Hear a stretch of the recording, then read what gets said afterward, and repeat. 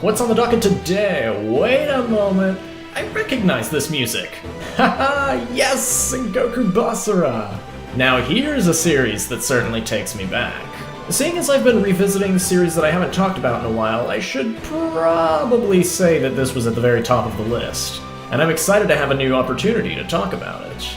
Sengoku BASARA is quite the fascinating case study, especially its cast of eccentric and animated characters designed with varying degrees of anachronism. On a scale of, okay, that's not too bad, to whatever the bloody heck this is! But as over-the-top as Sengoku BASARA likes to be, its characters still draw from the historical Japanese figures they're based on, often in subtle and clever ways that might not always be obvious. Honestly, I'm surprised this is only the second episode I've done on a BASARA character, because there's all sorts of fun history and heroic folklore to talk about as far as this series is concerned. And for today's episode, I wanted to toss out a curveball of sorts, an unexpected choice. Originally, I made plans to do a video on Sengoku BASARA's portrayals of Oda Nobunaga or Date Masamune, since both are quite popular on their own merits and are based on well-documented Japanese historical figures. But then I thought about some of the figures I first learned about from playing Sengoku BASARA 3, which led me to Otani Yoshitsugu. Yoshitsugu is a character that took me by surprise when I originally played Sengoku BASARA 3. Throughout much of the game, he's presented as a cruel and calculating strategist, eager to inflict misery upon all Japan. But from his own perspective, he's a slightly more tragic character, risking to go against his grim fate and exact revenge on those who ridiculed him and his friend in Mitsunari. With a description like that, it really makes you wonder how many layers his historical inspiration is wrapped under. But as it turns out, history gets just as strange here. I'm the Kitsune Hawk, and today we'll be discussing Sengoku BASARA's bringer of misery and tactician for the Western Army, Otani Yoshitsugu, and seeing where the symbolism of his role and design connect to the real-life figure. So get out your pencils, trivia enthusiasts, because this is character development.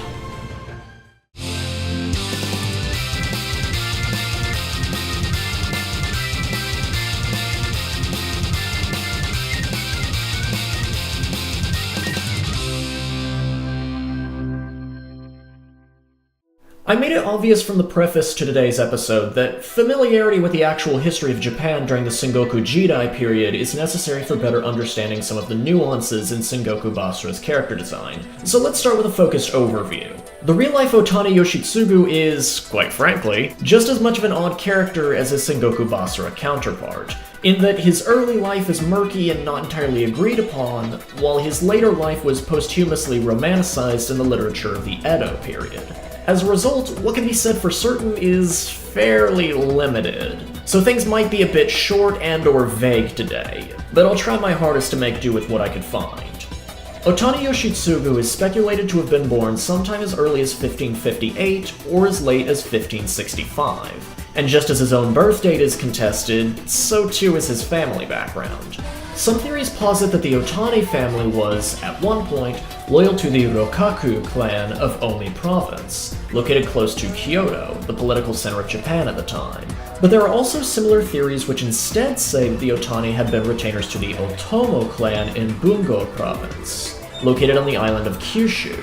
And if that's the case, Yoshitsugu's father might have possibly served under Otomo Sorin. Yes, that Otomo Sorin. Around 1574, Yoshitsugu, aged somewhere between 9 and 16, was recommended to Hashiba Hideyoshi, a retainer and general serving under the ambitious daimyo Oda Nobunaga, who was well into his quest to reunite Japan. Traditional, and romanticized, accounts state that it was a young Ishida Mitsunari who personally convinced Hideyoshi to enlist Yoshitsugu, as a way to set up their eventual friendship and cooperation at Sekigahara. More on that in just a few.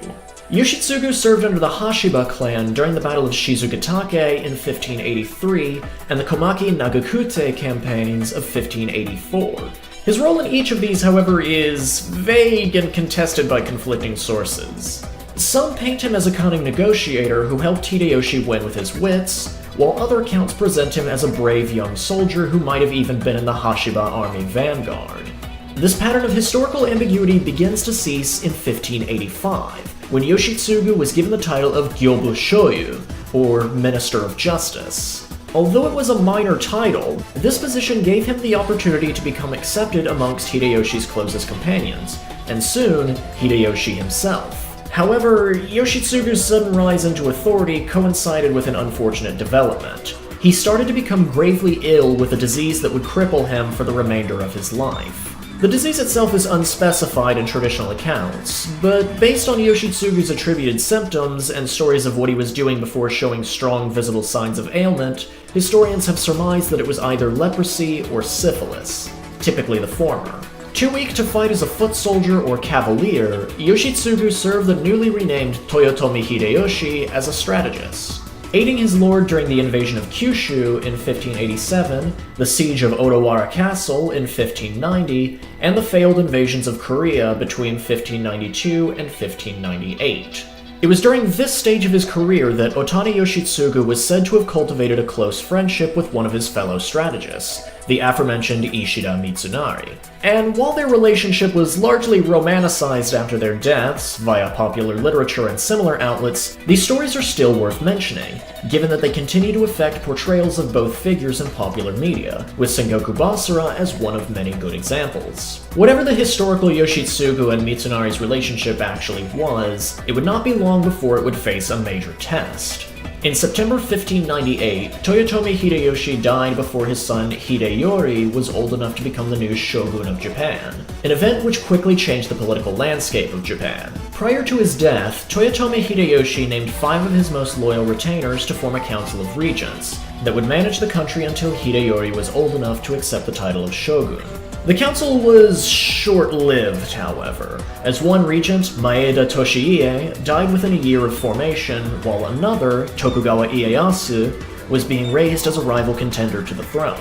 Japan became divided between those who supported Ieyasu as shogun, primarily based out of the eastern half of Japan, and those who sought to defend Hideyori's birthright, initiated by Ishida Mitsunari and supported by the western half of Japan. Initially, Otani Yoshitsugu expressed an interest in supporting Tokugawa Ieyasu and the Eastern Army, but he was convinced, or possibly coerced, by Ishida Mitsunari to instead lend his talents as a strategist to the Western Army. Both sides continued to seek allies and support for their cause, and in October 1600, the Eastern and Western armies met for a decisive battle at Sekigahara. Despite being blind and within the final years of his life due to the growing severity of his illness, Yoshitsugu still chose to participate directly, though he needed to be carried into his regiment's position via a palanquin. He was put in command of a regiment of about 600 soldiers near the Western Army's vanguard. Sekigahara began as somewhat of a stalemate, but the tide of the battle shifted when the forces of Kobayakawa Hideaki were coerced to defect from the Western Army to the Eastern Army. This act set off a chain of similar defections which fostered the internal collapse of the Western Army. Otani Yoshitsugu's forces, which were the closest to Hideaki's, were soon severely outnumbered and forced to retreat. Faced with the great shame of his loss at Sekigahara, as well as the possibility of enemy capture, Yoshitsugu chose to commit ritual suicide to preserve his honor. Seeing as the plot of Sengoku Basara 3 focuses on the build-up to Ieyasu and Mitsunari's confrontation at Sekigahara, that extra bit of detail in today's history lesson should make Yoshitsugu's role in the story easy to recognize. Within his and other characters' stories, it's established that, similar to history, Yoshitsugu was seemingly healthy until Hideyoshi's siege of Odawara Castle, when his disease progressed to a state that robbed him of his livelihood. Having become an object of ridicule and disgust, Yoshitsugu made it his personal goal to inflict upon Japan the same amount of misery it had inflicted upon him. To this end, he joined the Western Army, led by Ishida Mitsunari, but has since become attached to his old ally in his quest for vengeance. And, depending on the way Yoshitsugu's story progresses, the relationship challenges his goal of using the chaos to spread misery. Yoshitsugu's design centers on references to his historical counterpart's sickly disposition. His entire body, aside from his eyes, is covered in gauze, and the armor he chooses to wear is minimal to lessen the amount of weight being put on his body, as well as skeletal to reinforce his physical fragility. The gauze might also be a way to reference Yoshitsugu's attributed pallor, or perhaps his white face nickname, without actually showing his diseased skin.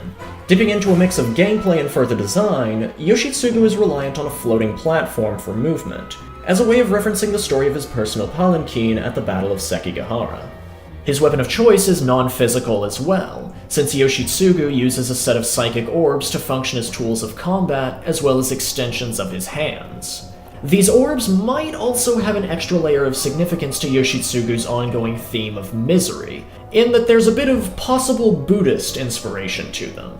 They're similar in shape to a set of prayer beads, and there are exactly 8 of them too.